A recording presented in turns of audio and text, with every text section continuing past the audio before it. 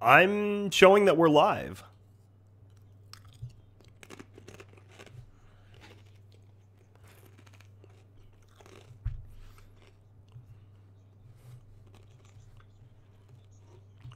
Mm-hmm.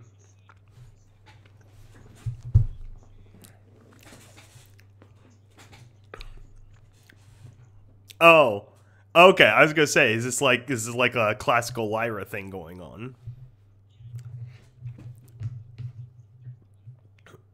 I like the classical origins of some of those background characters, where it's like, wait, one shot of them doing something, and then an entire backstory gets weaved around that.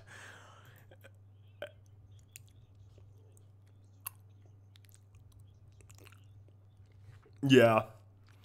Yeah, hello there, chat, and everyone out there in post-apocalyptia. Skybo has, well, technically I had a 3-day weekend anyway, but I've been sick the last 2 days, so I'm off regardless.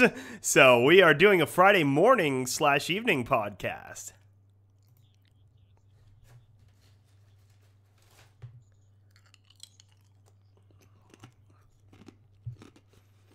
Yeah, and you'll see a lot of other people in the image, because originally we coordinated this with Needle and Kelly, and we were hoping to get some patrons in, but Needle has sort of a good excuse, but Kelly has no excuse. He's just not here, so that's why I titled it Kelly is AWOL. Mm-hmm. He better be.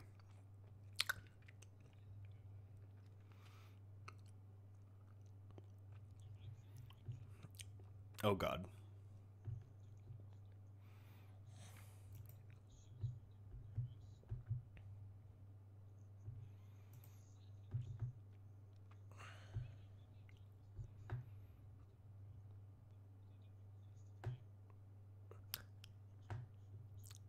Yeah. I didn't necessarily count it, though, in the numbering scheme. Because it wasn't a podcast per se. It was more of a review of your old scripts. It is like a special thing.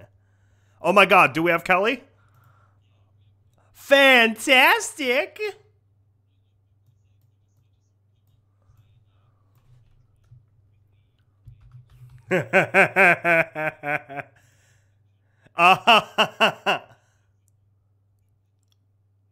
One of ours, I'm sure.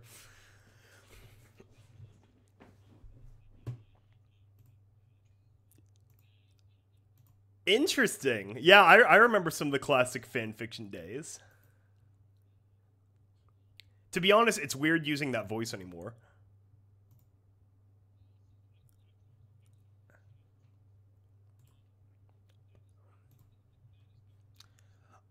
I am adding now. Okay, there we go.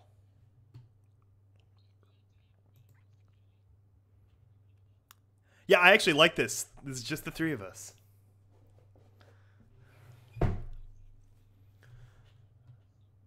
Oh, God. 1 second. They can't hear the other side. God damn it. What do you mean? What in the hell? What do you mean you can't hear the other side? Properties.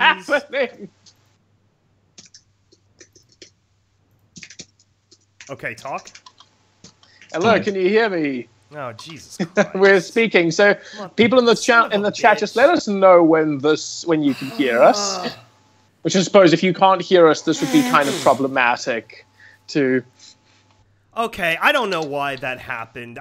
It was fine the last time it was set up. I don't know how it, like, You know what? I think every time OBS wants to update, I always say no. It must have secretly updated itself when I didn't want it to. Dang it. So, I agree. Okay, at least everyone can hear us now. Yeah. Wow, so there is absolutely no Okay, cool. Everyone can hear us now. OBS does not know the way. Oh God, we're not. Are we really have you seen my that? profile picture? Like, that is I exactly have what seen your profile picture. That was a Knuckles who did not know the way. No, no, that's a Knuckles that his princess died. So that was it. Yeah. Yeah. He's so distraught about the meaning of life and decided to hang himself. The queen is gone. How is that meme? How's this meme not dead yet? Like, it is almost dead. It's so good. Yeah, it's gotten a few permutations of life. Yeah, it's slowly. It outlasted the Tide Pod meme, which thank God. I'm glad that's finally done. I'm glad the Tide Pod meme has finally died. The Tide Pod meme has died just like the people who started it. Exactly. What the fuck is wrong with people? Why was that a thing? This isn't like kids like digging like candy looking things. This is adults that did the Tide Pod. Yeah. I mean, I don't know the history, but it sounds like 4chan just went, I wonder if we can get away with this. And they did. I mean, there's probably like maybe 2 or 3 people sitting there going, holy shit, are we good? Well, I mean, that's more or less, that's how a whole bunch of shit ended up starting. Because do you remember when 4chan started the Bald for Bieber? Oh, yeah. Yeah, tricked everyone into thinking Justin Bieber had cancer, and then tricked a bunch of more people into shaving their heads for him. I mean, what the fact that people actually fell for that, but yeah. Well, we had a mystery at our school that someone actually did shave his head, and then people took the mick out of him for shaving his head, or he said he did, but then it was also at the same time we didn't know because he was that weird. So it was like you just couldn't work it out whether he actually believed in Bieber or just shaved his head because he was weird enough. It was really Bald for Bieber. Yeah, it's so stupid. We're getting where it's being reported in the chat room from semi-anonymous source that they are stopping production of Tide Pods because people are so stupid.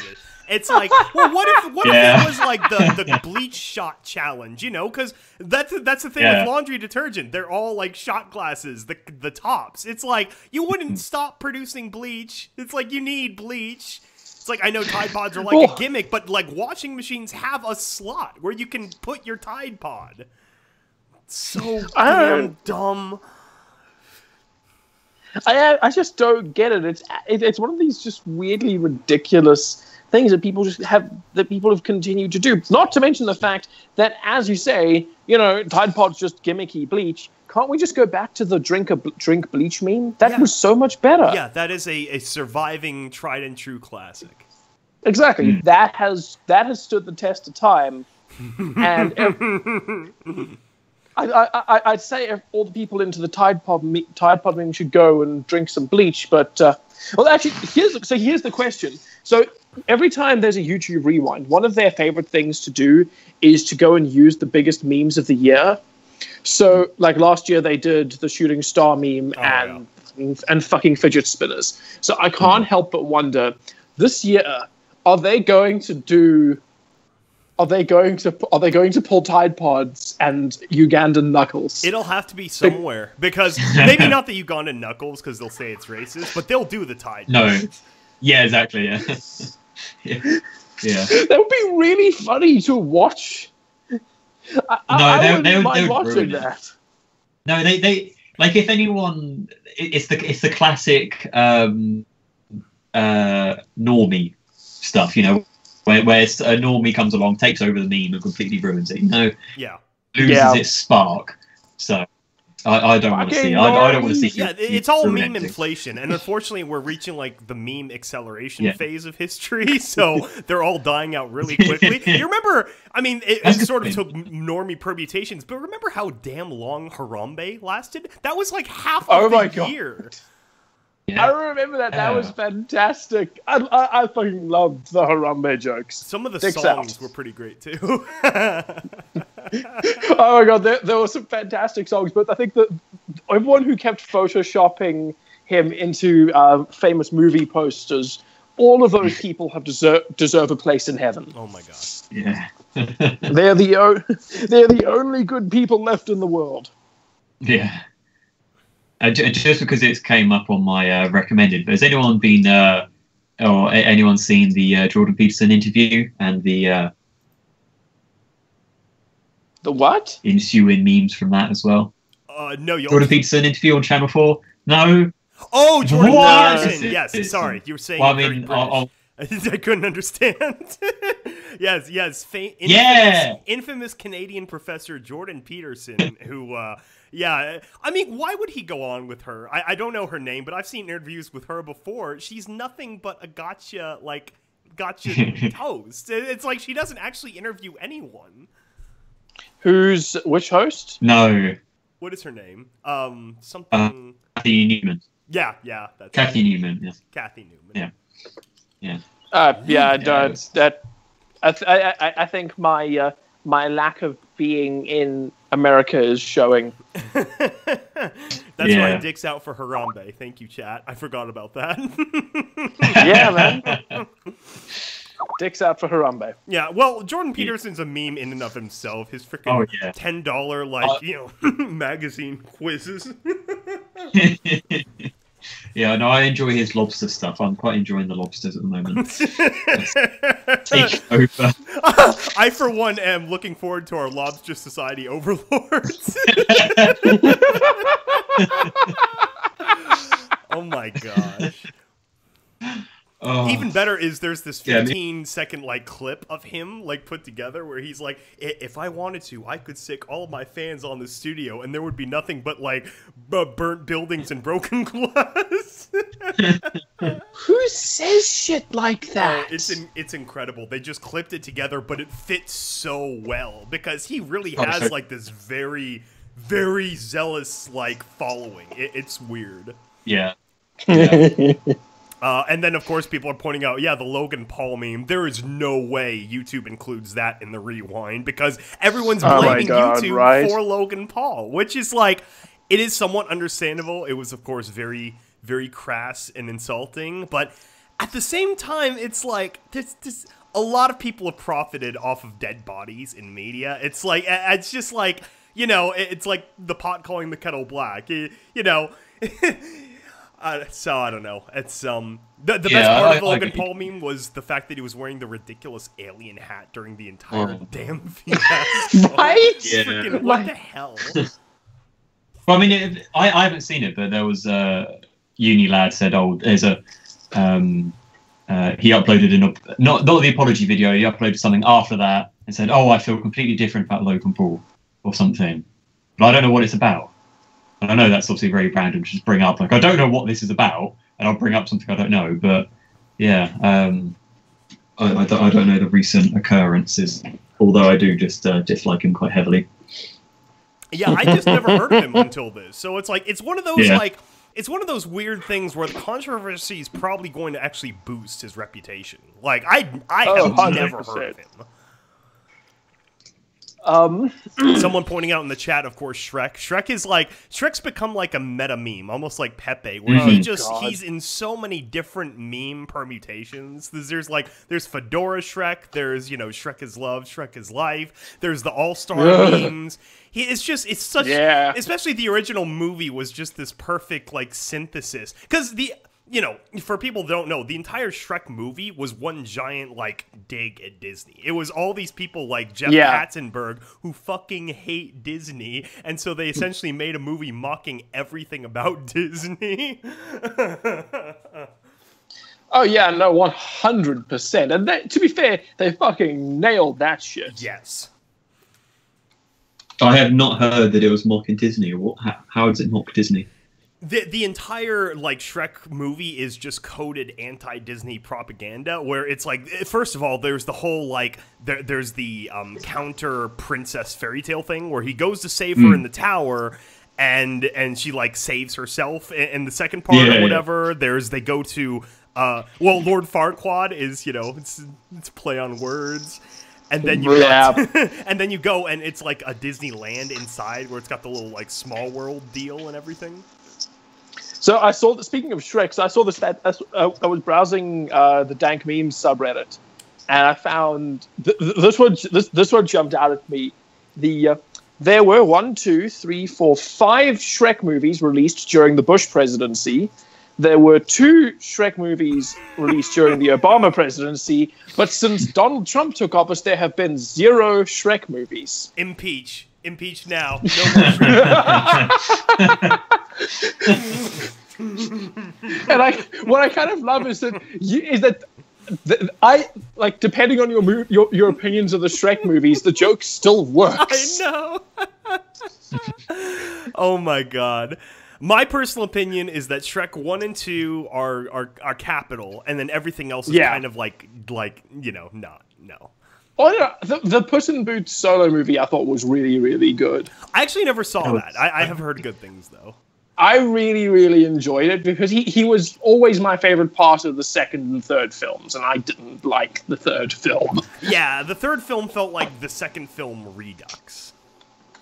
Exactly. But in the second, when the second film came along and they introduced that character, it was like, okay, forget about the other characters. This dude's fucking hilarious. Someone's also pointing out, somebody touched my spaghetti. I never understood the origin of that. I just I saw it included in a bunch of stuff, and I'm like, so did they just dig up this old cartoon clip? I guess, and that became a meme. Well, I don't think it deserves its meme status because I think it's very it can only do one thing. Yeah. The whole punchline is where is my spaghetti, and then you just play off that, or you just distort it or something and then when it was there's a meme compilation of it, and it was just well, this is boring now. You know what I mean? So a good meme needs to be able to have a good meme compilation. Yeah. Otherwise, it's not good enough. Yeah, it's got to be more transformative, and that's why Shrek has transcended memes. Yeah. Oh my gosh. It's a strange time to be alive. So it's we'll see what memes are on the way. I'm still waiting for when the meme from the future finally happens genially. You remember the 4 old grandpas, different colors? This meme's from the future. You don't understand the reference yet. Oh yeah. Oh, that was great. Yeah. Yeah, I mean, I am waiting for one of those memes to crop up and actually be a meme on that month. I mean, I'm just waiting for it. It will be a good day, I think. Yeah. The problem is people try to force it too much, and it's got to be organic. Oh, yeah. If it's not organic, it just does not work. Yeah. I mean, we tried coming up with a meme at college for one of our assignments and stuff, but it was just a bunch of people sitting around a computer, about 10 people going, how can we make this image funny? And then after about half an hour, they realised, we're not going to make this funny. And it was quite embarrassing to watch.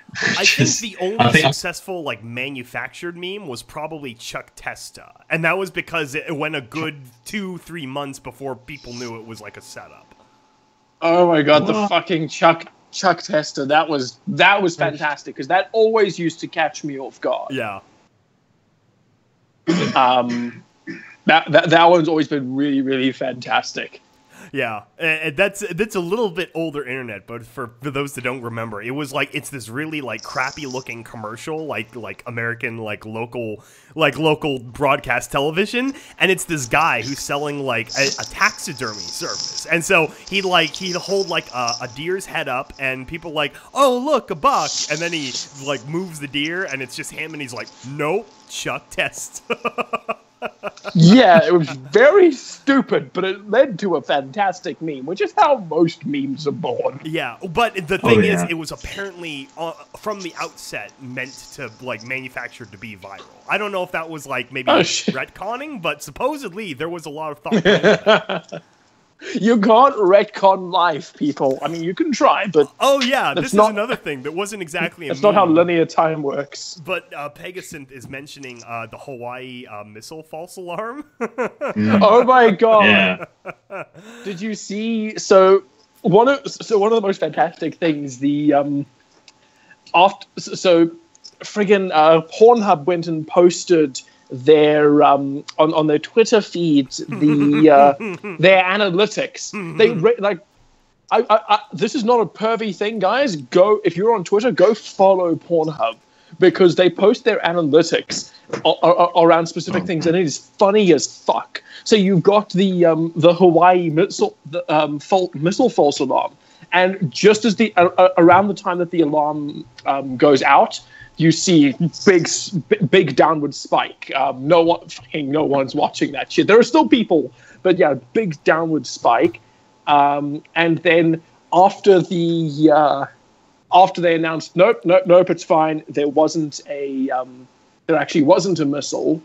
It was a false alarm. You see their numbers just rise, fucking Dramatically. higher, like just this massive spike, Like a missile. like I was like, okay, so now we know how Hawaiians deal with stress. And it wasn't like a quick minute or anything. This was like 45 minutes.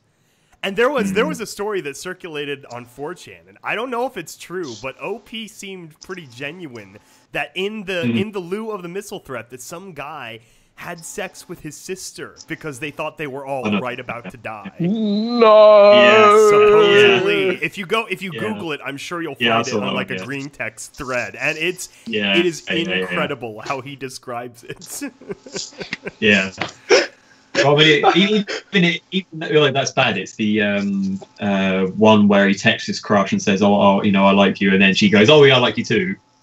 And then he's like, "Oh my god, it's a false alarm. We can live together." And then she goes, "Oh yeah, no, I just wanted you to feel happy as you died. Oh, Sorry, I don't like you." Oh.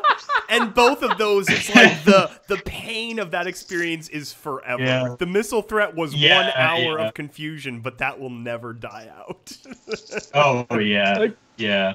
I just can't believe someone fucked up that badly. Yeah, and there's a lot of questions behind it in real life. Like, it's a big controversy because how is this a state of Hawaii employee? This should be like a DOD, emergency broadcast, whatever. And B, exactly. Apparently she isn't cooperating with the the FCC about what happened. She's like, I don't know. That they're saying there's like a lot of weird shit going on with her. So I don't know. Maybe this is like a prank that went way too far. Yeah. What's crazy about Hawaii too is they would probably be fine because there's something called the Pacific Missile Range Facility on Kauai. That's like there's so many THAAD interceptors there. I don't know if they could hit Hawaii. Yeah. I mean, you've got to wonder. We've had nuclear bombs for 80 years or something. Like you would think we'd be able to shoot them down by about now. So yeah. I'm fair. I thought y'all could shoot that shit down by now. Yeah. I mean, especially if you can detect it. Because that's one of the major reasons that a lot of people that I know aren't concerned about it, because, North Korea launches a nuke at the United States. Cool. The US shoots the missile down, fires back, and Pyongyang ceases to exist. Yeah. The Korean Peninsula becomes an island.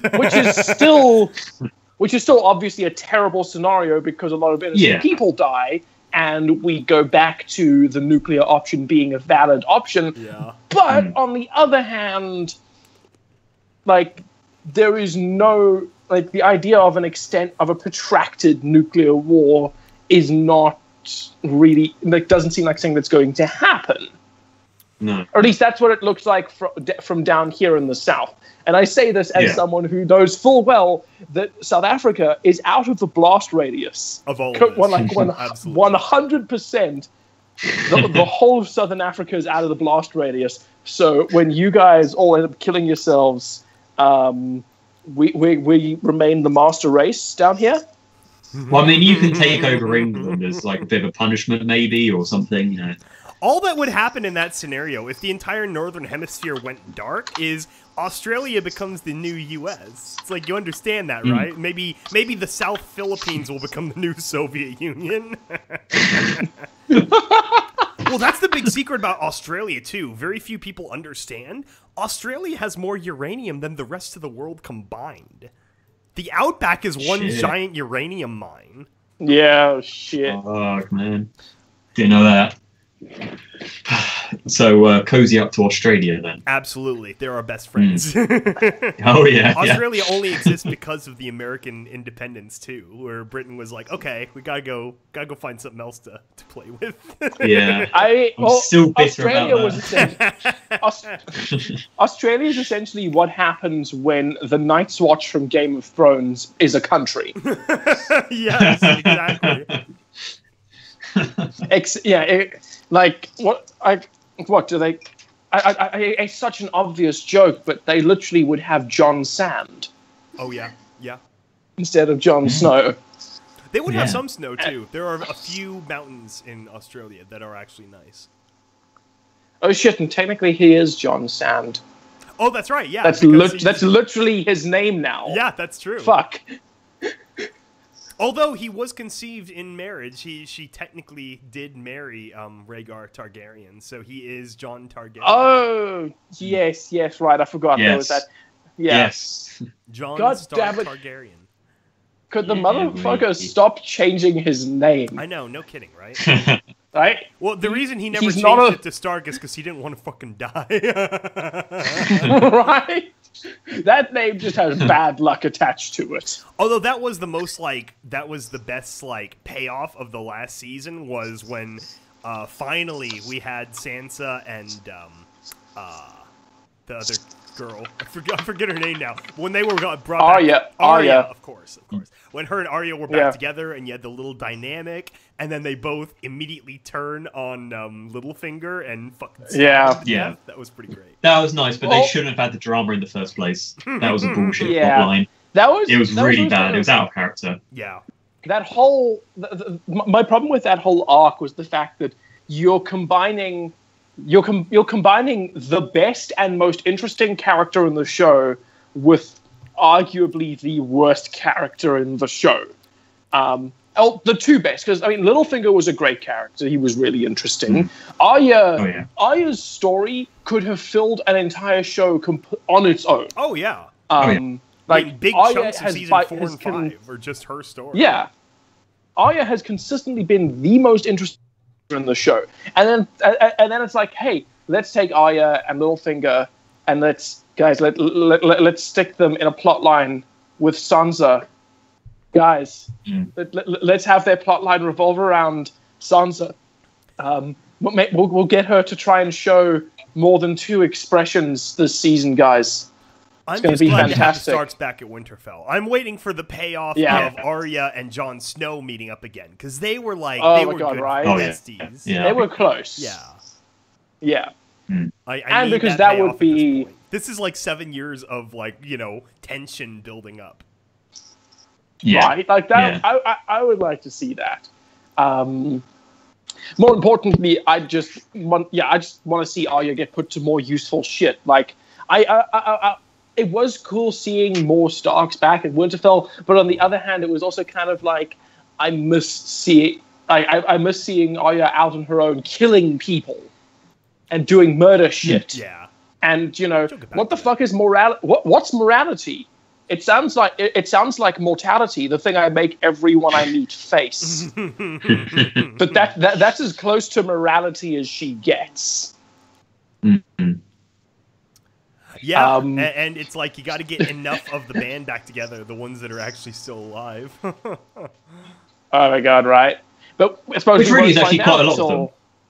Well, that was the thing too, is that they got Bran back too, but he's such a weird, distant, sociopath now that it's doesn't really count. Well, I mean, technically speaking, Bran died and became just another person in Bran's body. True, essentially a new character. That's essentially it, and it's kind of. I kind of wish that they'd done more with that. That's always kind of going to be the biggest problem with Game of Thrones. Is there's a lot of I wish they'd done more with this concept comments. Mm. And then, of course, you get the people that are like, "Oh, just read the book," which is the books are fucking which is true. long, Yeah, like if you're a Fallout Equestria fan, maybe you can do it, but damn, are those books long? Probably what's going to end up being. I'm excited to. Oh yes, Kelly just posted that picture up. Yeah, I love this picture so much. Stick that into the freaking sociopath. Because I fucking love this. This is amazing. Oh, man. I remember when that episode came out and someone made this meme fucking. I love the little smile at the end of it. Yeah. Oh my god. Oh man. Tell Sansa that her father got killed. Tell that Littlefinger got her father killed. Tell Sansa that Jon is a Targaryen.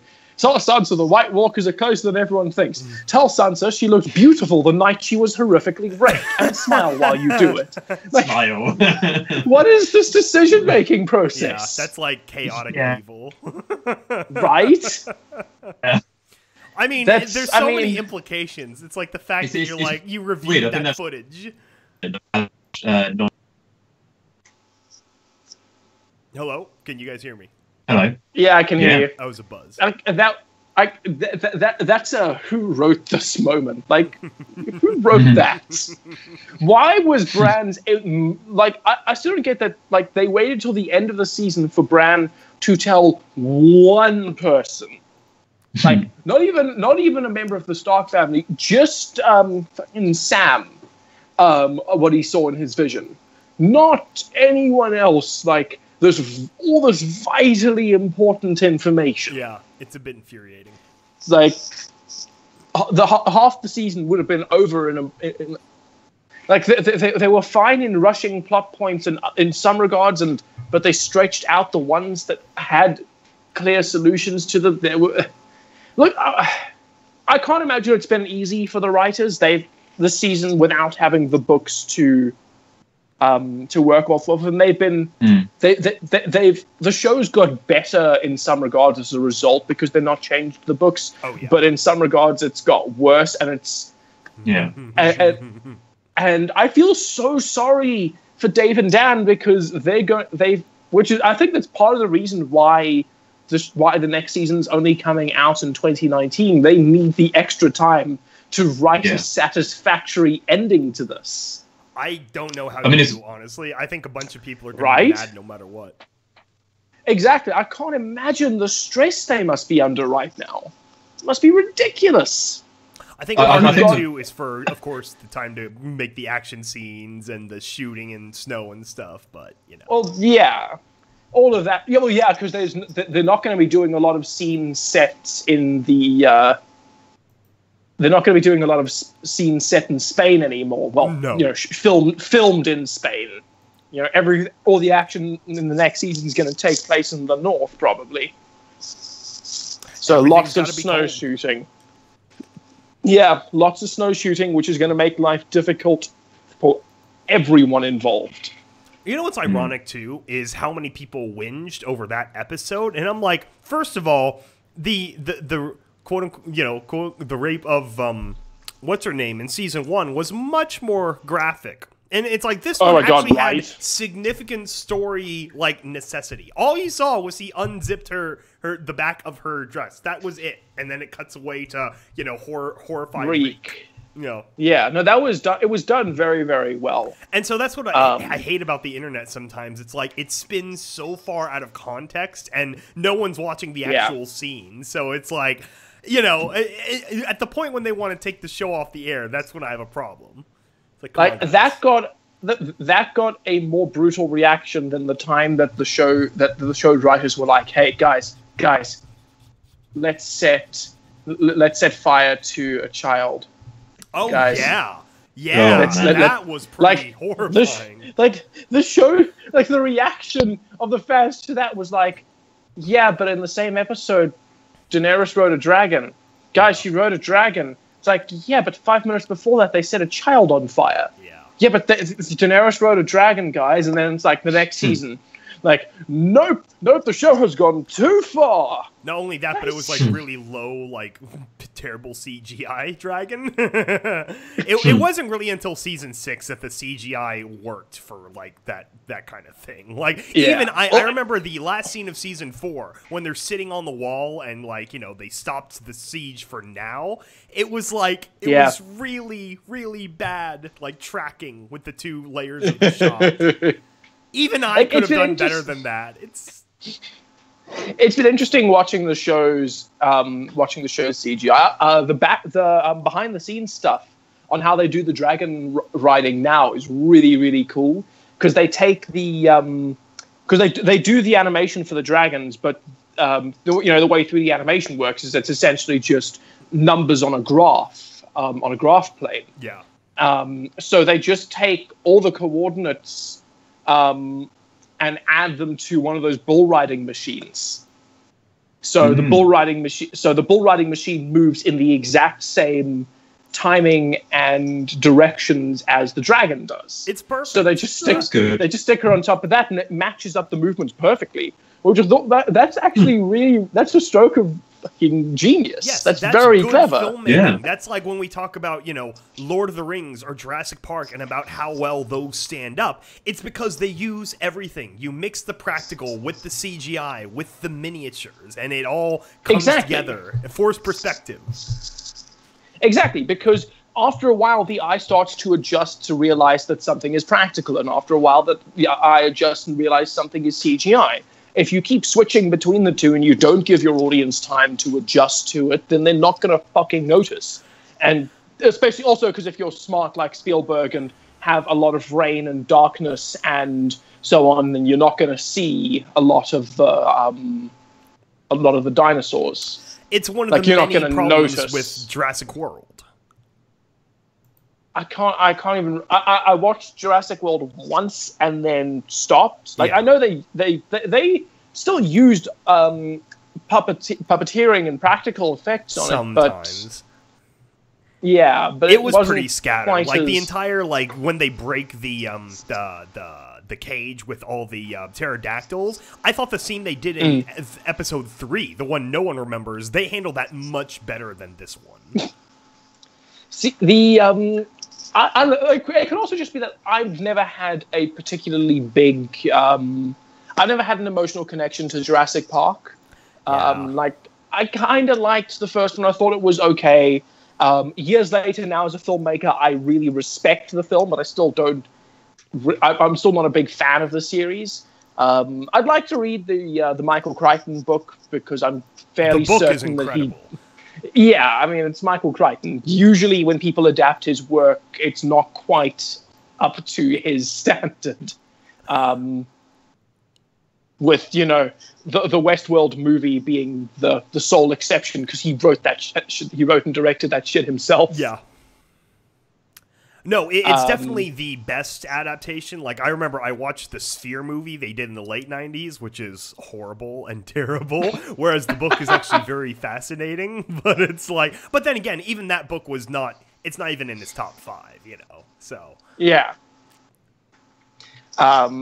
It's kind of interesting, just like how much of an effect he had on science fiction as a whole. Oh my gosh. I am an unapologetic Michael Crichton disciple. Oh yeah, we've noticed. And part of that too is because Jurassic Park for me, that was massive. Like I was into Jurassic Park for years before I even went back and saw the old Star Wars movies, and that was that was my jams. I had all the toys, I had the little plastic dinos. It's you talk to someone who's born in the 80s and they have all the G.I. Joes and stuff. That was me, but with dinosaur toys. So, so I loved the series. And then when I was in 8th grade, my mom let me read the book because it's a little bit more adult and whatnot. And and so I respected it on the new higher plane of existence. And that's why it's Jurassic World was probably the best they could do with what they had available, but it's little things I think they could have cleaned up a lot better. Yeah. Speaking of us talking pretty much up about stuff that about media content, we did agree last night. We've got to talk about the finale to RWBY. Oh yes, we do. I've got a summarizing point on that finale. All right. It was like the conclusion to the previous episode, not the conclusion to the season or the volume. That's how I felt about it. It was it didn't go, oh wow. It kind of went, all right, cool. Well, I knew that would happen because the last episode hinted at it, and it sort of once it was over, I was kind of like, oh, okay, oh well then. I agree. It should not have been came to an end. That should have been there should have been one more episode that had a little bit more closure, or maybe a little bit better paid off closure. Because it's Here's what they did wrong with the Adam character. It's like, okay, they had all these really obvious, like, you know, he's the new Hitler, like, kind of build up moments with him. But then they resolve his character, or at least that part of his character, with like a Scooby-Doo tier. Like the police show up, and you know those blasted kids caught him in the middle of like a college quad. It was a very unbalanced contrast for what they were trying to pay off. Like I don't know, maybe it should have been a shot done darker at night, and there should have been like many more scenes of bombs all around the city, a larger army of people getting, you know, knocked down first. I don't know, it was too small scale. It was like, I think it should have been taken more time on it, maybe not a larger scale, because I think it was more that they, you know, I mean, obviously Blake's character arc has been revolving around him or been involving him for basically since the start. Like most of her character's been. Well, yeah, like she had to share her reveal trailer with him. Yeah, and I mean, obviously the point of her knocking him down is to kind of go, oh, I'm going to be better than you, you know, I'm not going to be, you know, oppressed by you kind of thing. But it was just so quick, you know, I mean, yes, they slowed down time to make it drawn out that she was going to defeat him, but it was just like, you know, there was no... I don't know. I mean, obviously, yes, they've been building up to it for so long to try and get to that. I've defeated you. But it was like they didn't say, "Oh, I'm going to defeat you." It was more like she changed her character, and then he just happened to be knocked off the side, kind of thing. It was like Rooster Teeth have used anticlimax in defeating their villains before, but they've used it better before, which kind of bugs me. Like, if you remember back to Red vs. Blue season 13, where they had they brought back the flamethrower insurrectionist from season 9. That was interesting. Yeah, like they had him, like he's just this sick, insane, revenge-fueled dude who's completely right about the fact that he had his life fucked up by the freelancers, and he beats the shit out of Carolina, but his ending is just the most is just so pathetic, with him just being with him on his knees being gunned down. Yeah. But for that, it worked. We got to see him. They showed him as being very pathetic. We kind of pitied him in a way. Whereas Adam, they built him up as nothing other than this very cunning, badass leader dude. Like, there was no... To have his payoff be so... I see what they were trying to do. I just don't think it worked. I mean, they put more time into establishing his motivations and the whole setup of him killing the last leader, the old chick. And it's like... Oh, so much energy and effort into that, and then the payoff, it didn't fit. You know what it had? It had the episode 1 problem of there were too many closures, and none of them got enough, like, proper screen time. Yeah. That was... that they closed off a lot of... Okay, so maybe it doesn't help that I had pretty much zero interest in Blake's story. I mean, I've never been interested in Blake's story. No. Despite the fact that, you know, the season 1 finale was about her, and huge portions of season 4 and 5 were about her. Despite that, I have had very little interest in Blake's storyline. So with so much of this episode focusing on paying off her character arc with Adam, like, I just glazed over. I was just sort of sitting there like, cool. Can we get to the more interesting stuff, please? Because you set up some, like, they had set up so many more interesting things. I wanted to get to Yang and her mother and this weird world that they had just, this alternate dimension they had just discovered. That was freaking cool. That threw me for a loop. Yeah, that gave me like some Beetlejuice flashbacks. Right? Like, the animation on that world was really pretty, and I actually really liked the conversation between Yang and her mom. It was well written, it was emotional, it was well performed. And it's like, but first you've got to get through Blake's stuff. Yeah. It was like they made a mistake. I mean, you know, what was it? It's an entire season of her house in Menagerie And it was almost like they went, shit, we've put her in there for an entire season. How the fuck do we get her out? I mean, it was always like they were like, fuck, we've put an entire volume of fuck ups into this. How, let's get it over with. It was exactly. Well, even stranger was they had Ilya, which she effectively was like a redux character for what Blake's story was, except we watched sort of the whole arc on screen. Yeah. That was a bit strange, and I just, I don't know what else to make of her. Ilya's... She's interesting to me because first of all, the first thing that... Well, I did not notice this. My little brother actually noticed this, is that Ilya has silver eyes. Oh, does she? What? Yeah. Yes, that is something... I have checked I checked it again. Holy yeah. shit! I actually didn't pick up on that. That's a big deal. She's got blue eyes in this shot, silverish. Yeah. Yeah. Okay. Yeah. In a lot of the shots, they look silver, and that's a big deal in the show. Mm-hmm. Yeah, but then why bring her in? Because it's they've set out what they want to do. I don't know if they need to add anything. I'm not sure. It feels like they want to do more with her character. Otherwise they would have killed her off. As much as I bitch about them, I still think that the writers are pretty competent. They know what they're doing. They've pulled really, really great moments out before. So I'm gonna give them the benefit of the doubt and say, they've got plans for her, or they would have killed her off.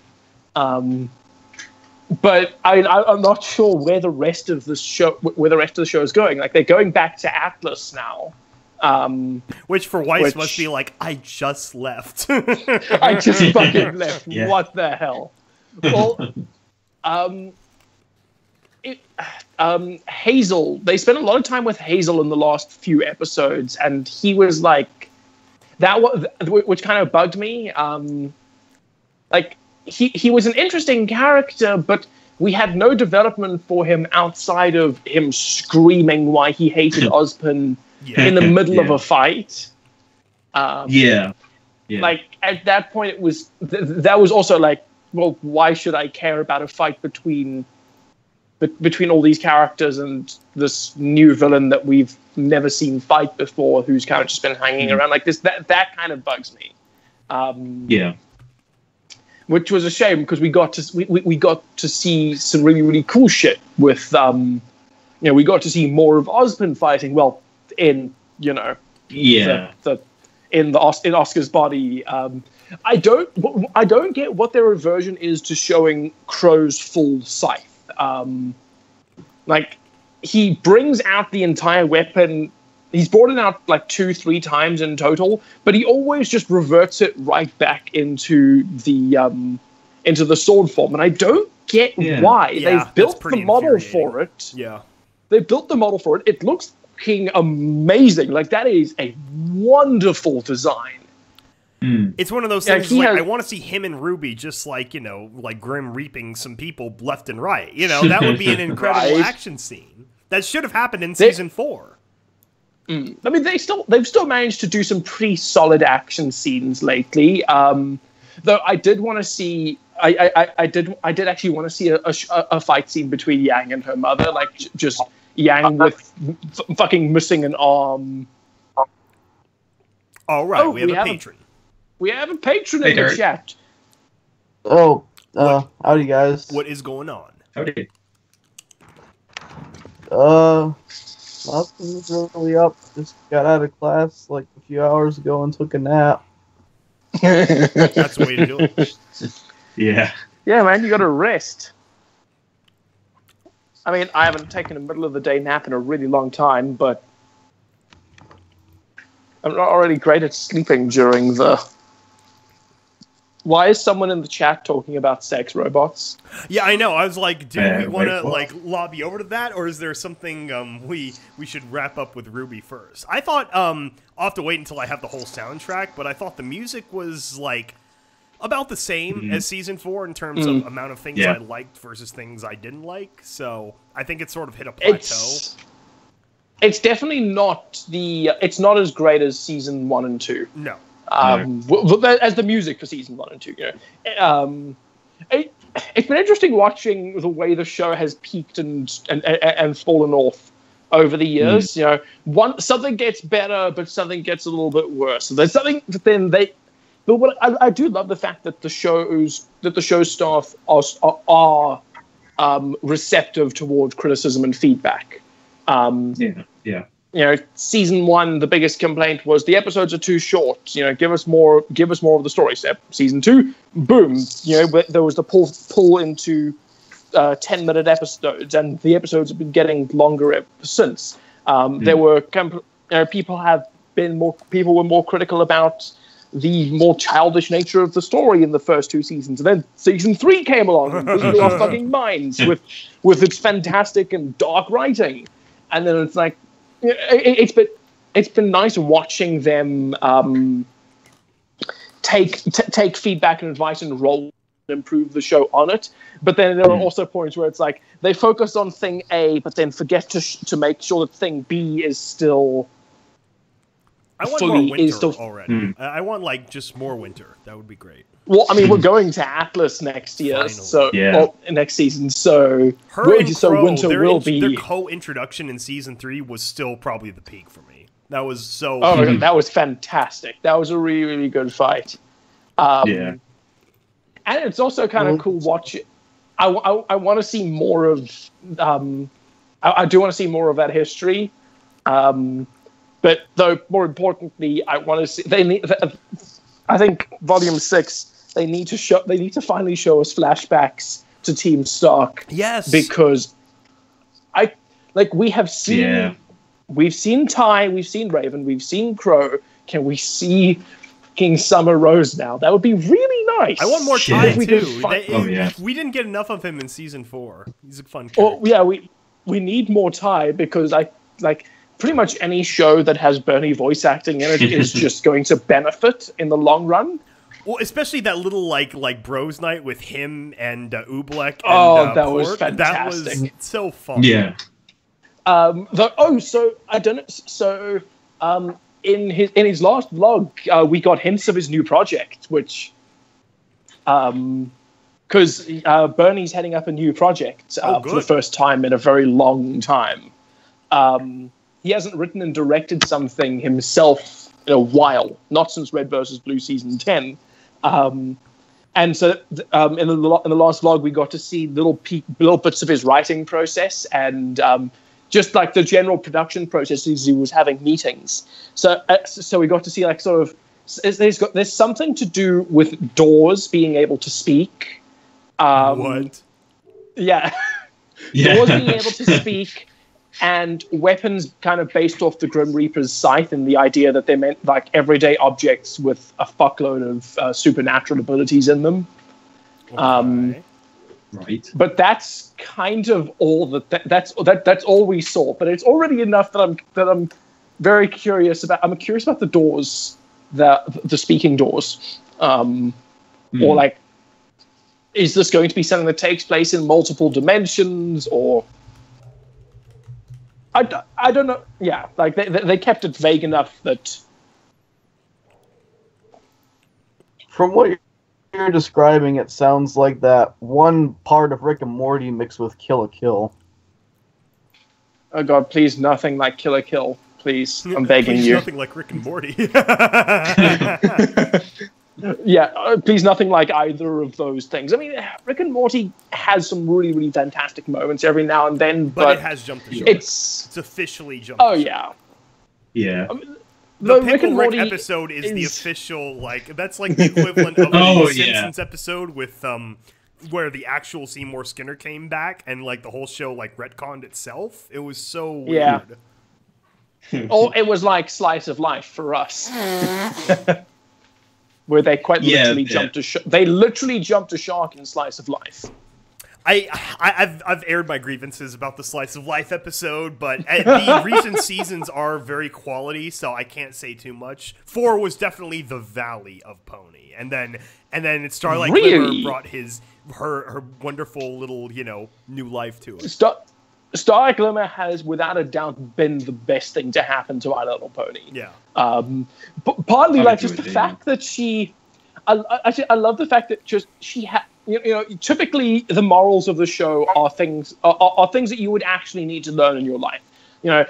Remember to share. Don't be a dick. Don't do this. Don't do that. Starlight's lessons her friendship lessons that she needs to learn. The morals of her story are: you are not allowed to brainwash and manipulate your friends into doing your chores for you. Yeah. Like communism. Don't do communism. That's right. That was That the is whole your lesson. introduction. I remember seeing that at the frickin' Dad's Con. Do not mess with time. Don't summon your emotions, put them into a bottle, and don't carry the physical manifestation of your bad emotions with you in an easily breakable glass bottle. No, the season 5 conclusion is still one of the best. Oh my It's God. fantastic. It was a fantastic And conclusion. the final ending where it's the Fallout Equestria world, and she's just like Twilight breaks her emotions down to little pieces, and she's looking around at the empty, barren landscape. It's like, and then she more or less says, like, I could do this forever. I'm probably immortal. I loved the build up to that. The fact that you regularly got that, just the regularly seeing Starlight throughout in the background throughout the season. That Every was time there was too. Yes. that was very, very clever. And just she's been such a breath of fresh air to the show to see someone who just does whatever. Even when she's solving a friendship problem, she just. Or when she's doing something that's nice, she does it in an extreme way because she used to be. Because compared to communism, horse, this is still socially acceptable behavior. So she gives no fuck. She just does it once, and it's a wonderful character. It was so meta. I really, really. Also, using her to bring Trixie in as a semi-regular member of the show my God. was also genius. Because I, of course, I'm no freaking Seth from EQD, but I also always had a good appreciation for Trixie, and having her in the show as Starlight's sidekick, BFF, quote unquote. That's been great. That has been. And the show is more or less confirmed that they're slightly more than friends. Their corporate overlords won't let them say it, but it's just been implied to death at this point. It's been very heavily implied, which is I like that the writers are trying their best to do that without pissing off Hasbro. I get that they're not allowed to do it. It annoys me that they're not allowed to do it, but I get that. I'm happy they're at least trying. I'm also very frustrated that we don't have Blu-ray sets yet. It's like, I want to, because what do I have? I have the DVDs, I think, for seasons 1 through 3, but it's like, can we just get Blu-rays already? All of these episodes are in 1080p. It's like, what the hell? Yeah. I'm not going to buy fucking, DVDs if I can help it. So what do you think of the thoughts that we're on the last season now with season 8? Is it confirmed to be the last season? It hasn't been confirmed, but with all the leaks going around, and I haven't taken a specifically long look at the leaks. I specifically have not watched the leaked episodes. I didn't know there were leaked episodes. I'm way behind on season 7. They leaked season 8. They leaked a lot of season 8 episodes, and so I haven't watched any of the leaked episodes, but I've been looking at a lot of the other stuff, and so it does look like this is going to be the last season of Friendship is Magic, but it looks like they're going to be rebooting it immediately afterwards. I think they're putting a movie in between it or something like that. It's season 8, put a movie, then do the next generation. That almost sounds like what anime do, which is like they'll end a grand arc, like Digimon, for instance, where after season 2 they wrapped up the story of the Digimon Adventure arc, and then Digimon season 3 brought in the new kids and their new, the new evolution of the game and the toys and stuff. So Yeah. I'm fine with that idea. You know, it means this show, Friendship is Magical, gets to end on its own terms. Yeah, I do like the idea of it having a finale, like a very like an well-coordinated, actual planned finale.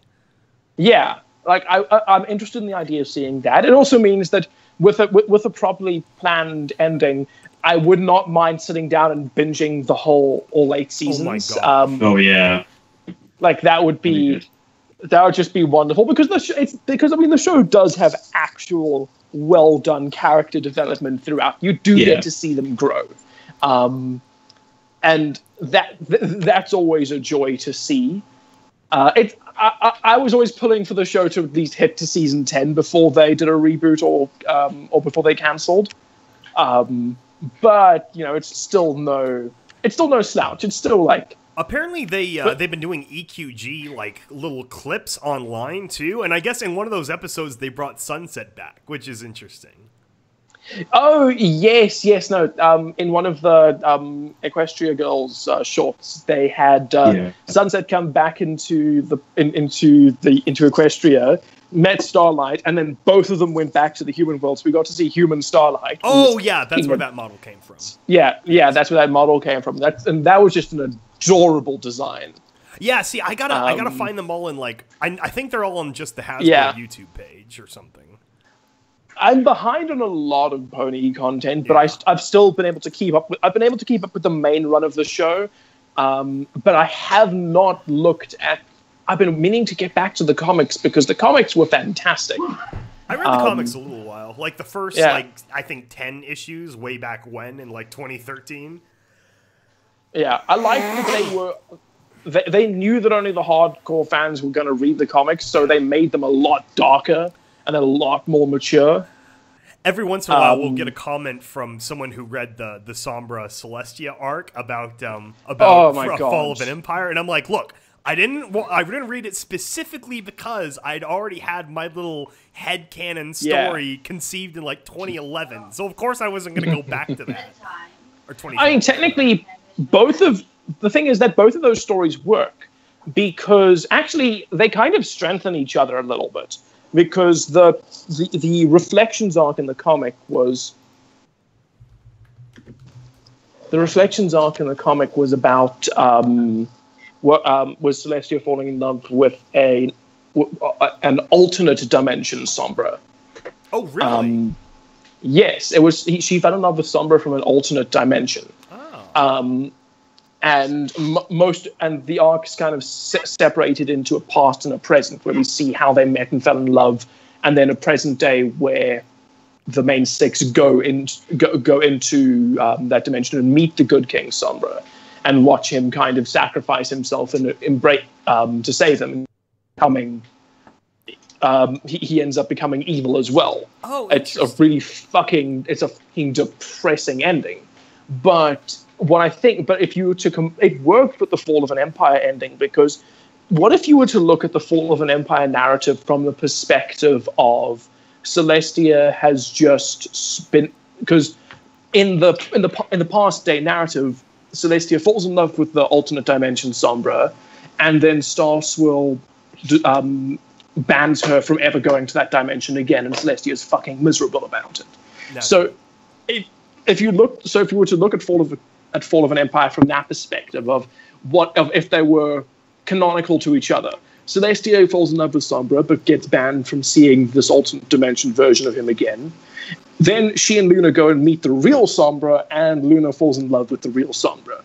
That kind of makes Celestia's very bitchy actions. It adds even more sort of emotional weight to that, I think.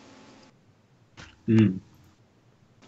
Yeah, I always had a plan if he ever wanted to do more. There was, at one point, talk of doing a third kind of pony opera. It would have been shorter, obviously, but, like, I don't know. It fell through or something. He stopped emailing me about it, so we'll see. Who are you going to do? Who are you going to do it about? I don't know if I could spoil what the character, what the focus of it was going to be, in case he actually follows through. Shit. That's okay. I'm guessing it was Bug Horse. That was one of my original suggested planned ideas. I had 2 ideas for episode 3 that or the third opera that I talked about in my like review of the 2 on my channel, and both of them involved Chrysalis and or Discord. And I thought both of them could work depending on how he would want to play it out. Because especially Chrysalis, I way early on, one of my earliest songs, I did a whole Chrysalis sort of backstory thing by rewriting one of the Ponyphonic songs. And I remember that now into a bigger story. Yeah, that would have been really, really cool to see, actually. Kind of get away from, because of course I think Luna and Celestia are pretty much used up, except for except for one idea I had about like their origin of coming to the pony world, which was again one of the ideas. But at the very least, I'm glad we were able to finish with Fall of an Empire, because that was so comprehensive and grand, and like, you know, if that's the last thing, that's a really good last thing. That's a pretty solid last thing. Like, it's still a very, very strong. Ooh, there's new Lessons from a Screenplay episode out. Sorry, got distracted. For the sake of if anyone's out there who's like super interested in writing, Lessons from a Screenplay is a really, really great channel. Speaking of which, should we mention that original derailment comment about the future of sex robots and how they can be programmed to murder you? Sure. So I just got. So apparently they're doing a. There's a. They're doing a reboot of Heathers. What's that? So there was it was a musical, and I think they based a film off of they based a film off the musical. Fucking fantastic! It's essentially Heather is essentially like this horror high school type deal, like just your stereotypical terrible American high school. Where which is more or less ruled by these 3 popular girls called the Heathers, and this and you're like, you know, your nerdy teenage girl sort of thing she becomes one of them, but then falls in love with this one dude who is pretty fucked in the head, and the rest of the story is just her and her boyfriend manipulating each other with love to kill people. I think the top of that drama will always be Mean Girls for me, but that also sounds fun. Mean Girls was very much inspired by Heathers, though. Oh, interesting. So it's like an Oreo and whatever the thing that came before Oreos were. Like I've never seen the original movie, but the Broadway musical is fucking fantastic. Interesting. Although I just looked at the video. Wow. Okay, so that's 8,000 upvotes and 29,000 down. Damn. Oh, that got sent into oblivion.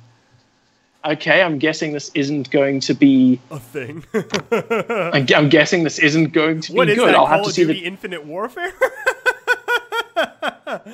I'm gonna have to see the red lightsaber.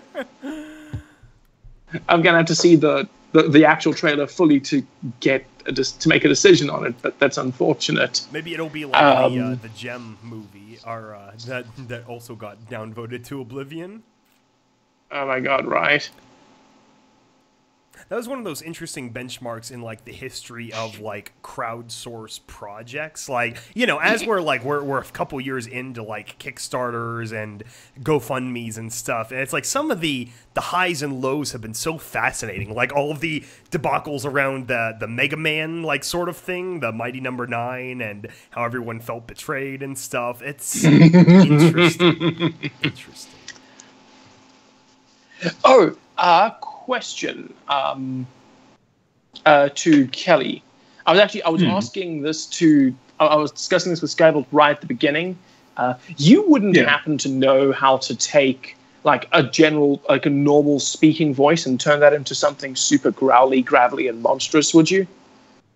Like, is that possible? Yeah, that is possible. That also, I want to look up a plugin that the composer for Doom did. It's like some plugin that morphs two sounds together, so you could just do that. I mean, there is the very expensive plugin called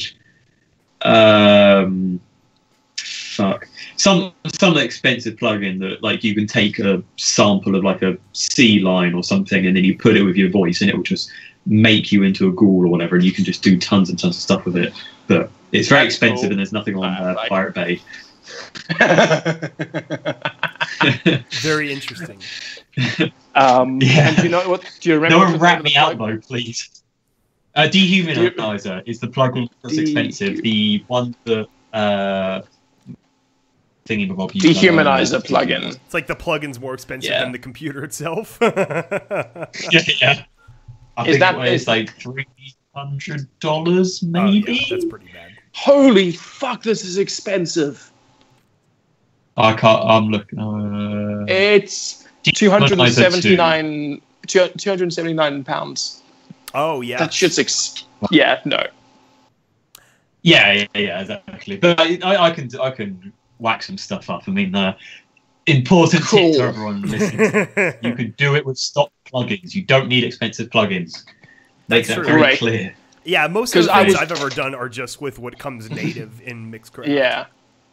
Because I've been trying to use Adobe Audition's mix paste tool, but that has not been working.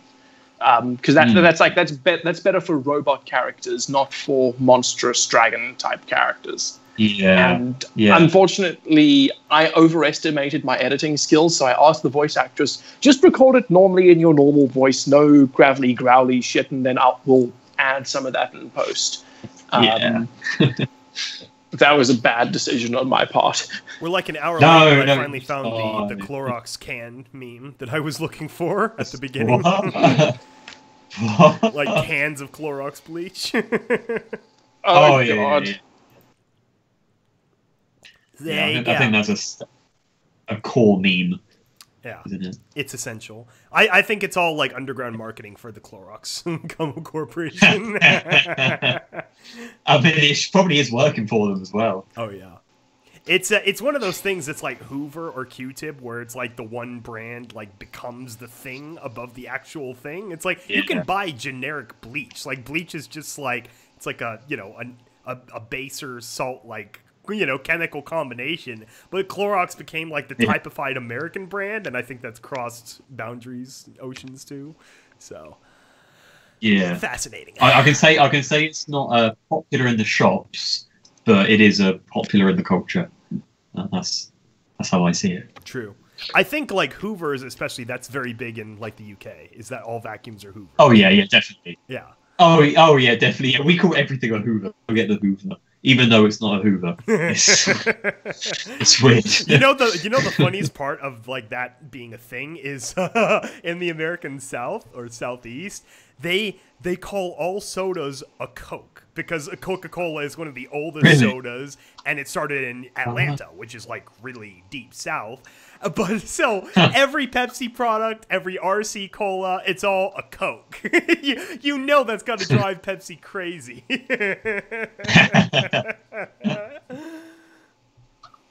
Even though Pepsi is a better drink. Oh my gosh, it's funny. Oh shit, I see what they did wrong with this trailer now. What'd they do?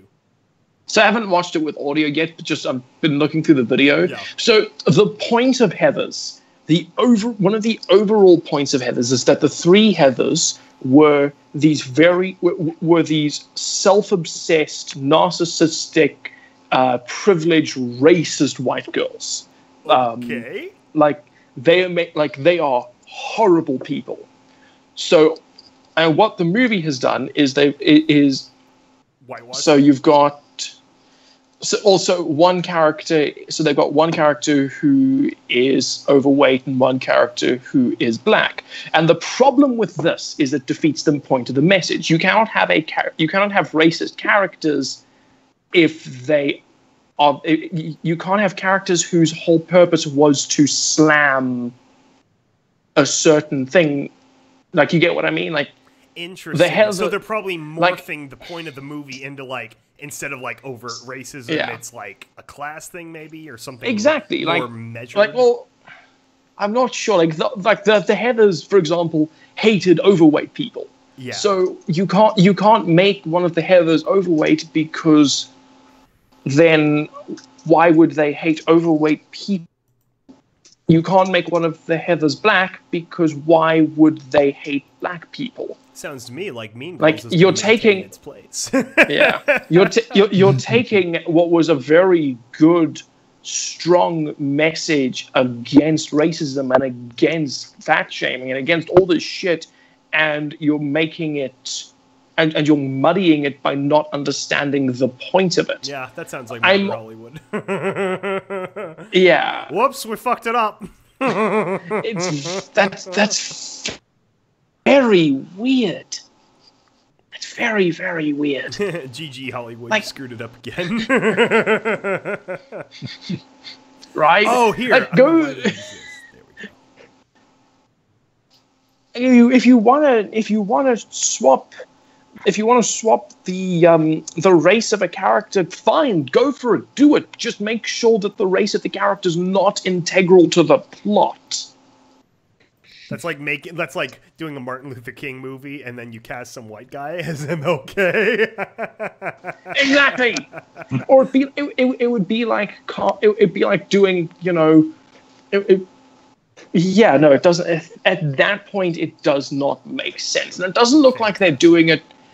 Ironically, it just looks like they're doing it badly. It doesn't, it's not tongue in cheek like when Hamilton cast a black guy to be Thomas Jefferson. It just looks like they don't know what the fuck the original source material was about. That makes sense.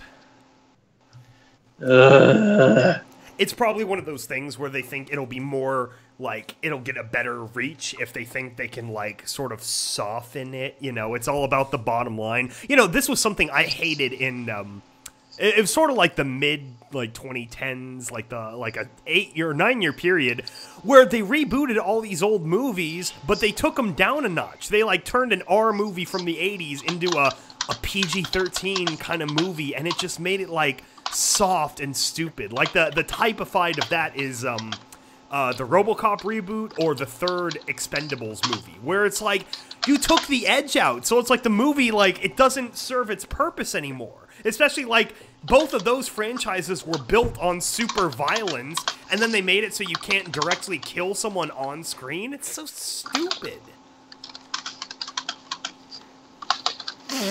Are you shit posting the comments now? yes, I am. Well, I've put on screen Extra Cozy Fizzle Pop Berry, whatever her name is, because I really it hasn't arrived yet, and it's perfect. Oh, it has. My thing lagged. Oh my god, she's fucking adorable. Also, for the sake of it, Sally or Piers, I did not say that being black doesn't mean you can't be racist. I said being black means you can't be. Black people generally aren't racist toward other black people. That's what I was saying. It's within the context of that story. Yeah. Yeah. Anyone, regardless of race, can be racist. But if you're trying to tell a story slamming racists, you should not have. You shouldn't have the oppressed group being a member of the oppressed group being one of the people doing the oppressing. You're not giving a clear message. Heathers is a hyper exaggerated storyline. Heathers does not deal in subtleties. It gives you a very clear black and white. This is right. This is wrong. You don't want to get. Yeah, sorry. Speaking of hyper exaggeration, people should check out I think you can find it. The Hobo with a Shotgun, the full movie. It was a short film, but then they got funding and got it turned into a full movie. And holy cow, it is super violent, and it has this really cool color palette to it with all the characters. It's sort of almost a fairy tale, the way they tell the story about this really over the top gang running the town, and then this it's a really good movie. It actually stars what's his name, the guy who played the villain in the first Blade Runner, and yeah, it's a fun movie if you like super violence, like Paul Verhoeven movies. If you like those, you'll like this.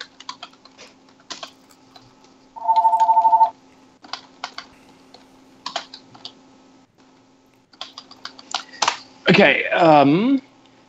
Now I hate to drop out too early, but unfortunately, Oh my god. my dad's now sleeping in the room directly next to where I'm recording this. So I don't know if you noticed, but I'm quite loud when I podcast, so I'm going to have to get off now. I don't want to wake him up.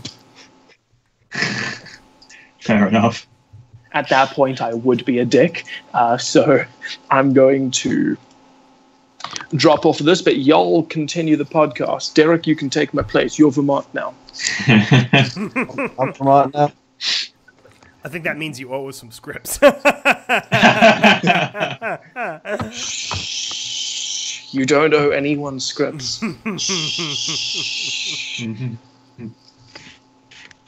Okay, bye, Vermont. Yeah, bye. Night. Yeah, catch you later, man. All right, now it's just me and from the core anyway. Kelly and I, we can own this podcast. Well, I wanted to go back on the MLP thing because I've got some criticism on it. Do it. Right. Let's do it. And it's not my criticism, right? But so you know, what's his name? Dawn Somewhere, the guy that does the Mentally Advanced series or whatever. Yeah, and he very good criticism on it, right? So one of them is that they redeemed too many villains, and now it's like there's no threat in the world, right? Mm-hmm. I think that's a very good point. And they probably shouldn't have redeemed Discord because they fucked up his character now. Yeah, no, they really haven't been able to like figure him out since they did that. Now he's like this really weird like DWK had a really good criticism of that too, where he's like he's redeemed, but he hasn't really been he's reformed, but he's not redeemed, so he's just like a worthless asshole rather than like a real villainous asshole. So it's like he's just ruined. Oh yeah, definitely, yeah. I mean, I think as well, weirdly, when I read fan fiction, that I always just imagine it's in probably like the first 3 seasons, like with like the feel of it or something.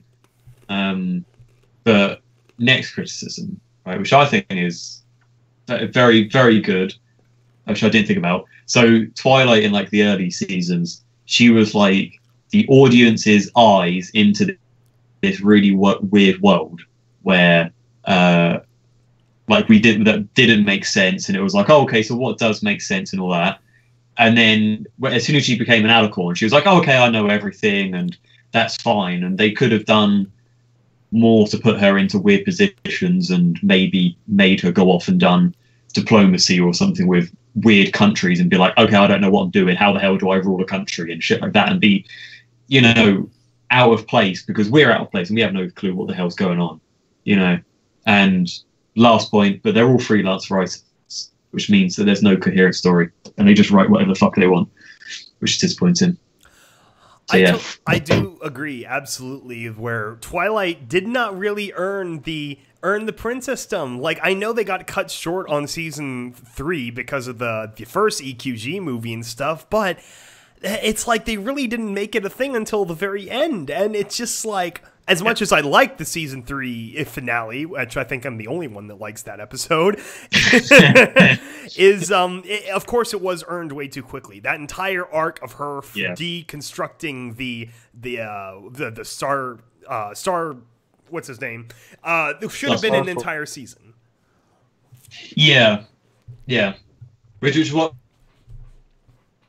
I think if they do bring out a Generation 8, they should have even if they only have like one dedicated write-in lead or something that says this is the direction the show's going in, because it would just be nice to have a season-long arc or something. There's never, you know, it's all, you know, 20-minute pops of a moral story rather than like, welcome to this season where we're going to go explore this, or you know, apart from say like the map or whatever, you know. And it's just like barely of an arc. It's just like, oh, it's just I don't know. And that was the thing too, is like they gave her this like coronation, like, okay, she's got the wings and the horns, so she's a princess now. But then all of season 4 is like this weird, like, it's like volume 4 of Ruby, where it's like a transition element where,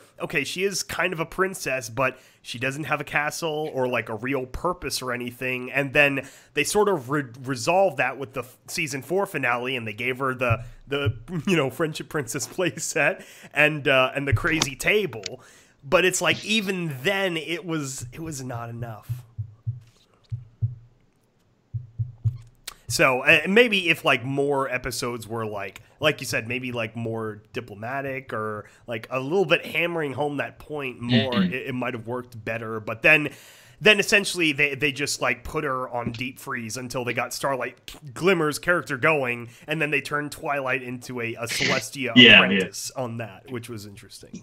Yeah, they could have actually done that. I mean, I don't know if in the season 8 leaks they're thinking about having Starlight in it, because I've seen the concept art for the main 6, but I don't know if there's anything about Starlight Glimmer, because she has been possibly the saving grace of the Oh, by far. Yeah, it would show, have, really. It would be like on nothing if they hadn't introduced her as a new character. Yeah. I still consider her the new main character. Yeah, pretty much. Yeah. Because as well, it's a nice, fresh outlook on stuff. Because, like you said, she's sort of villain, but sort of doing good stuff. So it's sort of like she's in that morally grey area. So it's not just friendship, hey, we're all happy. But it's not evil all the time. It's that nice... It's more real, actually, if I'm thinking about it. Because it's actually like how we would act. Yeah, like the episode where she's trying to finish her friendship lessons, and then she just reverts in like a little bit, and she brain slaves all the girls and makes them finish the friendship lessons really quickly. But it's like no, you can't do that while you have them brainwashed. That defeats the point. Yeah. that was a really nice touch. Oh yeah. Yeah. Well, I mean, she just wanted to be efficient. People's minds. Exactly, right? Like, I think she's been efficient. Absolutely. Yeah, because it's a. Yeah, it's. I mean, they could. Lengths, but it would be nice to get more of her backstory. But then, I don't know if it would be worth 20 minutes, or they would bother adding anything in, because it's just sort of like it's almost a pathetic reason, like, oh, my friend left me and I'm going to now run an entire village and that's communism on it. It's just like it's the A to B is slightly missing. and I know that it's for 7-year-olds. It's slightly childish. Yeah. It was an interesting way to teach 7-year-olds about communism, that's for sure. I remember because when they aired that episode, that was the Saturday of BabsCon, and that was our first and last Stable Tech panel at BabsCon. And so it was really good for that weekend because we were able to Shanghai that whole concept into our presentation. But that was interesting. No, I'm getting comments about Kelly's audio. Yeah, no, it's a bit it's breaking up on my end, so I'm not sure what's going on. Yeah. It was breaking up on my end too. I'm closing I have all the other windows closed, so it's just us. Okay. But yeah, there's not much we can do really. I just want to quickly. I think I might have said this before, but at my uni, there's a communist. And it really annoys me. Like, I'm not ready to debate him, but I really want to. Like, it's all you use is just pure Fallout memes. You just use Fallout memes. Yeah. Oh my gosh. No, he's also Scottish, so he's kind of like this. He's got this kind of like angry edge to it. Oh he's just sort of like really like, man, I'm telling you my opinion. I'm telling you I'm right. It's like, Jesus, man, chill out. I mean, he's really skinny, so he's not that threatening. But it's yeah. I don't like uni, man. No, university it kills the soul. Like I was sort of lucky in the sense that I was just going for like an engineering degree, so everything is very black and white. It's math and science and technical stuff. But it's like if you go and you're doing like a soft science or like sociology or something like that, it's just like you better fit the mold is all I'm saying. Otherwise, it's gonna pound you into place. Yeah, yeah. I mean, like, luckily, you know, I'm technically on a technology course, so it's slightly got more wired towards scientific thinking. But actually, yeah, what one person we made cry because we criticised her work. Oh my god.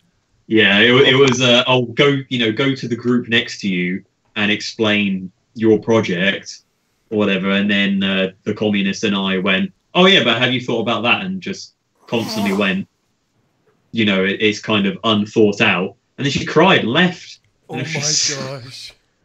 Oh man. But she wasn't annoyed at me. She's fine with me. She's more annoyed at the communist, which is fair enough, to be honest. Well, you know, it's like that's the other thing is that now like universities are also devolving into like these big hug boxes, and it's like it's never been the point of academia, but now it is, and it sucks. Exactly. Oh yeah, I mean, like it's not prevalent in my university, but it's kind of the initial thoughts there, like, and you can feel it seeping in, and it just pisses me off because it's like.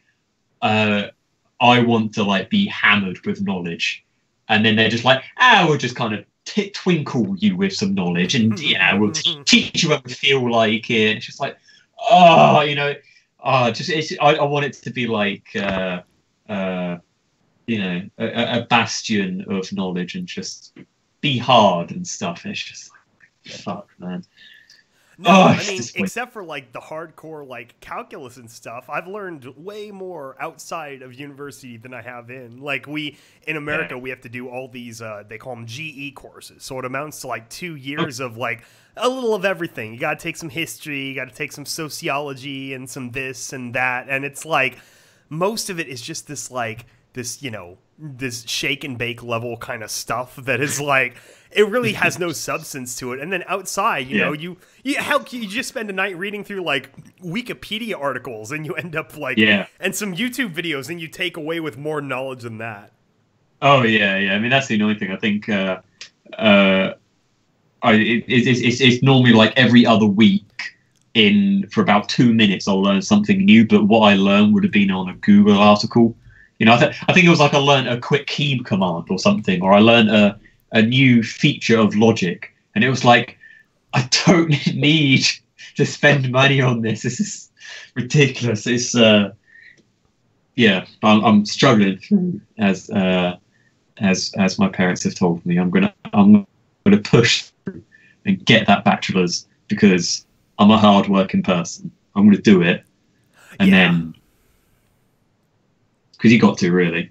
Yeah, no, that is the thing. Is it's like it's the way the system is set up right now. So you have to get the piece of paper, even though people want to deride it. And it's like, you know, there are the occasional people that can be successful without it. But if you want to just be like, you know, somewhere in the middle, if you're not like, you know, super genius, you can start something in your garage. You really need to play by those rules. So it does suck.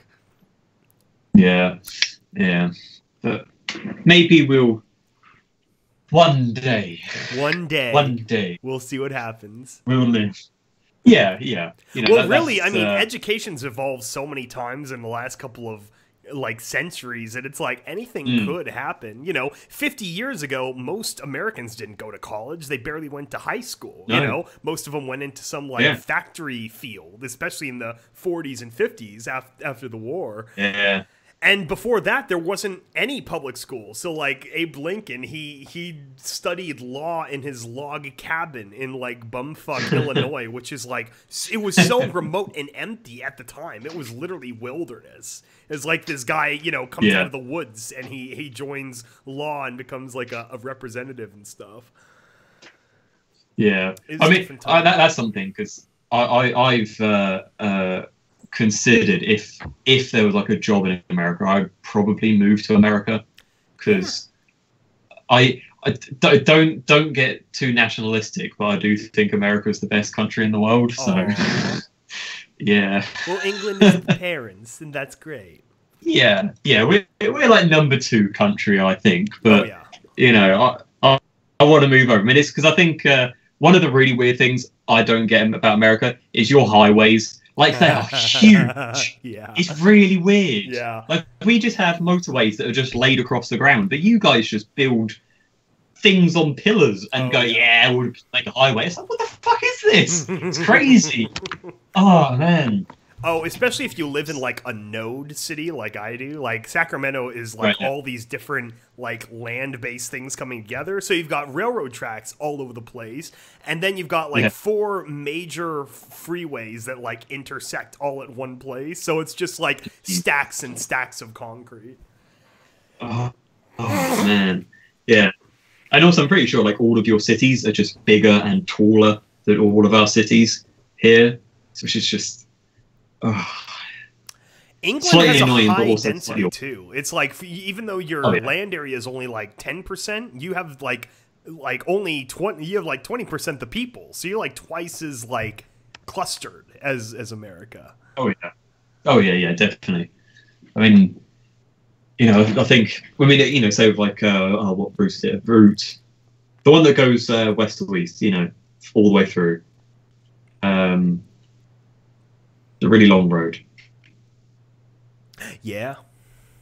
But yeah, that one, like where it's just you just go through a bunch of deserts and shit for just ages, and there's nothing there. Like you can't do that in Britain, you know.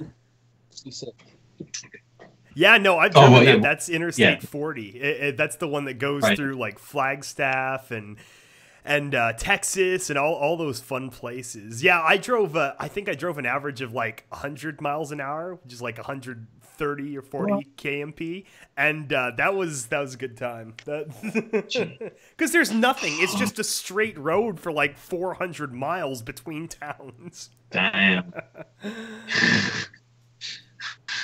I mean, it's like because I was like, if you do 400 miles in the UK, you're in Scotland. Yeah. Or maybe like, you know, near Scotland or something. Or the ocean. Like, yeah, or the ocean, yeah.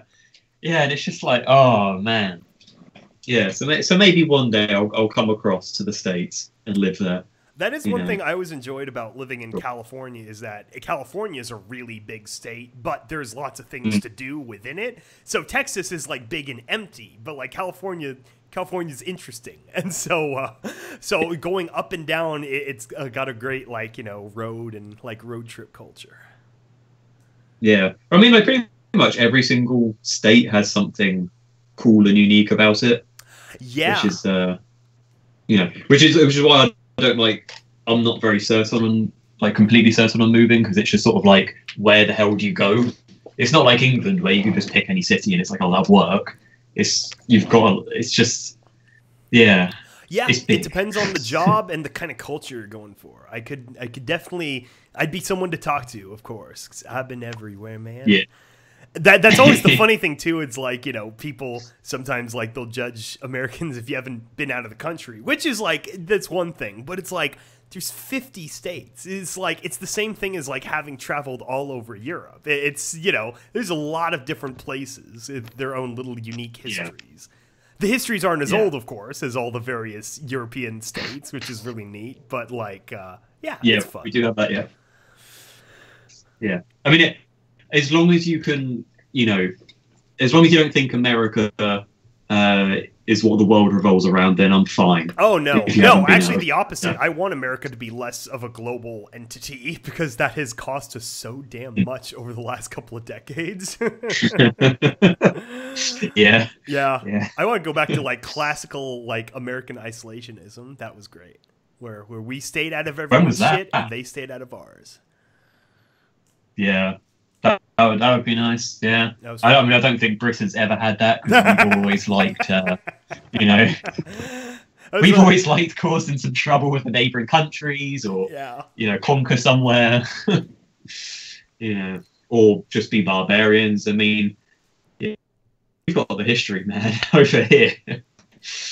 Yeah, it's good times. Oh yeah, definitely. I would like some supper, so. Would we like to end the podcast here? Yeah, I think that's a good place to end. We had a nice little chat with everybody, and and we'll pick this up again later on. Oh yeah.